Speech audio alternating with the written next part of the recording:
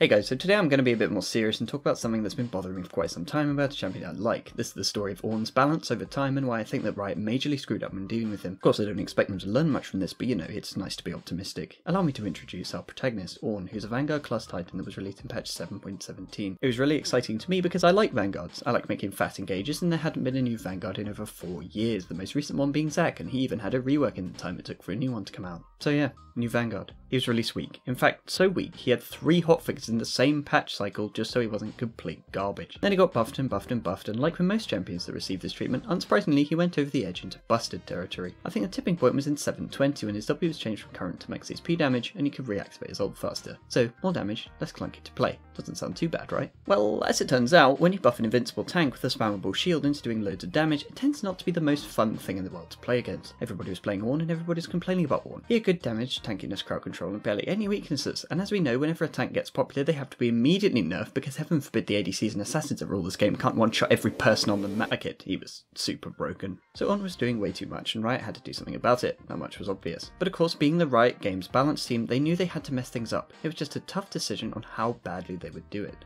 And it's at this point we're going to leave the story for a bit, and I'm going to talk about champion uniqueness. Don't worry, it's still relevant. If there's one thing we've learned from the various reworks and class updates, it's that Riot wants each champion to have something special and unique they can do. I want every champion to have a reason you would pick them over someone else, in some way. So what makes Ornn unique? What do I get by playing Ornn that I can't get from anyone else? There are 4 things that make Ornn stand out from the other engaged tanks, otherwise known as Vanguards. There's Unstoppable being on a basic spell, the Living Forge passive adding sustain in lane but in an interesting way, the Masterwork items that teammates can buy which can get decently good late game, and the Brittle mechanic that I actually really like. For those that don't know, because most people use it for damage, the Brittle effect applied from the last burst of his W and from his ultimate works like anti-tenacity. While tenacity reduces the duration of crowd control effects, Brittle will increase it. Ornn can't really take advantage of it himself, he can just pop it for some sick deeps, but the real potential is in the team play. Hang out with a Leona, locking people down for days. Morgana rooting for 2 centuries instead of only 1. The potential for interesting team play is right there in this unique mechanic. That's unique mechanic.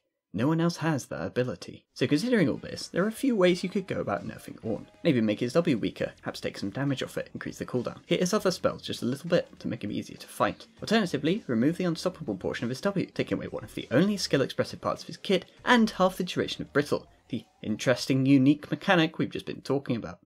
Yeah, you already know which one was chosen for Ornn.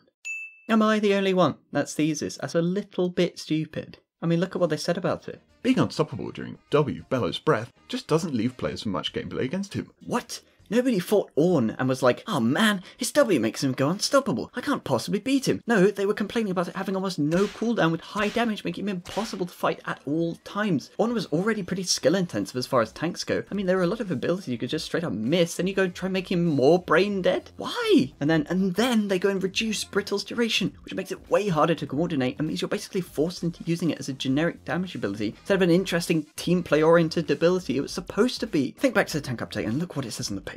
We're giving Sejuani, Zac and Maokai new abilities to master, carving out unique identities for them among the teamfight initiation crowd. Oh, you mean like the unique identity for this teamfight initiator? Well, I guess Ornn just doesn't need the same kind of treatment. I'll just go back to playing Sejuani or Zac then, because I got no reason to pick Ornn now. Let's slowly make all the tanks the same again, then you only have to pick the one that's objectively the best. Just imagine if they were like, Xerath is fulfilling his role as a long-range artillery mage pretty well, but he's a bit too strong at the moment. Let's nerf his range, but give him more damage. No, that's completely missing the point of the champion. Hell, what do I know? I don't decide what the point of a champion is. The only one that gets to decide that is Riot themselves. The playbase that might have grown attached to this character and their abilities be damned. Ornn is boring to fight, I know. Let's make it boring to play as well. What a brilliant idea! So in short, I'm not very happy with how they handled Ornn, and I hope these mistakes never happen again. Maybe I'm actually completely wrong and got the wrong idea. These changes were the best that could be done. Tell me what you think in the comments. I've been wrong before. A few times. That's all I have to say really. And regardless, I feel like it needs to be said. See you next time.